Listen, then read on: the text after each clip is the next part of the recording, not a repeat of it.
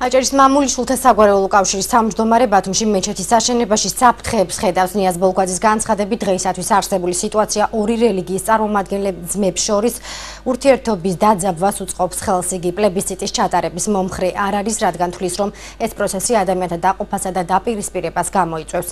აჭარის მამულიშვილთა საგვარეულო კავშირი უახლოეს დღეებში მუსლიმთა კავშირის ხელმძღვანელობასთან და მასთან არსებულ უხუცესთა საბჭოს წარმომადგენლებთან შეხვედრას აპირებს.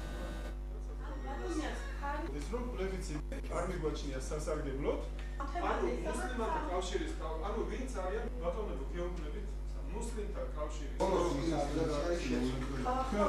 პლებისციტის ანუ რეფერენდუმის ჩატარება ამ საკითხთან დაკავშირებით არ მიგვაჩნია სასარგებლოდ, რადგანაც იგი კიდევ უფრო გამოიწვევს ორ რელიგიის წარმომადგენელ ძმებს შორის კიდევ უფრო გამოიწვევს დაპირისპირებასა და გაღიზიანებას. ამიტომ აქ მოგებული მხარე არ შეიძლება რომელიმე იყოს.